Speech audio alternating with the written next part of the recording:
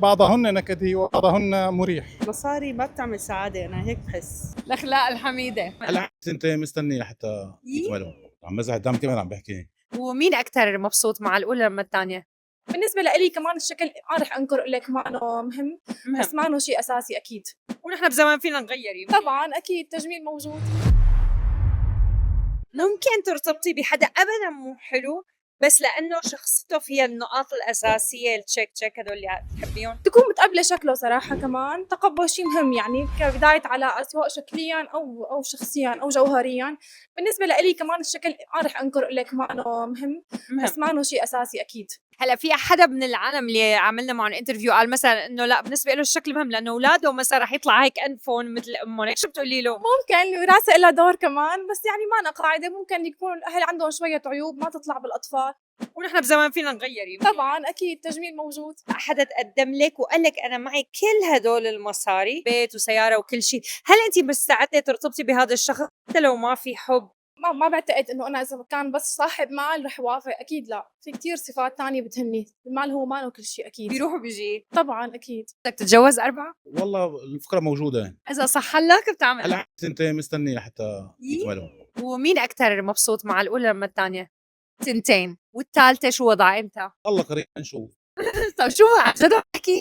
عم مزح قدام كمان عم بحكي. طيب شو بتقول للرجال اللي عم يشوفونا هلا وانه يتجوز وحده ثانيه احسن على لك؟ حسب امكانياته. يعني انت ارتاح راسك اكثر هيك؟ كل وحده ببلد لانه وبتسافر هون شهر هون؟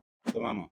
طيب ما بيقولوا لك انت اناني وانا انت نحن متجوزين بس انت وانت متجوز غير؟ بدك شغله طول ما انت مدلله للمراه تماما. حبيت. في وحده ثالثه هون في رجال كريم وحباب ومسيطر وشخصيته قويه، شو اللي بيميزك انت عن باقي الرجال؟ انا الكرام.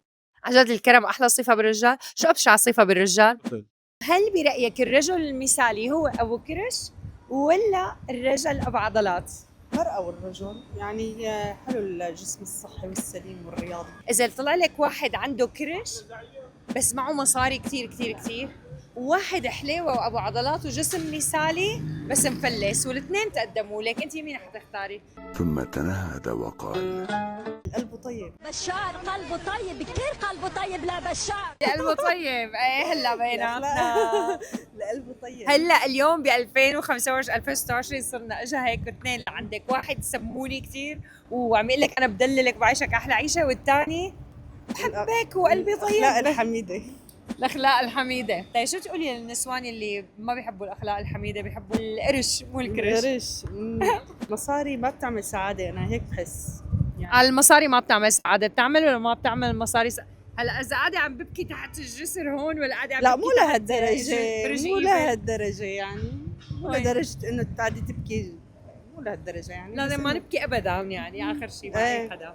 ليش الناس بيقولوا عنا نحن النسوان انه نكديات؟ بعضهن نكدي وبعضهن مريح. فالنكدي لها تصرفاتها الخاصة ما بتقدر تعيش بدونها، واللي بتكون هيك منبسطة وفرفوحة يعني هيك شوي، بتقدر تعيش بدونها؟ لا بتعيش حياتها بطريقة أخرى. فهي أنا بعتبرها الغير النكدي أكثر ذكاء من النكدية.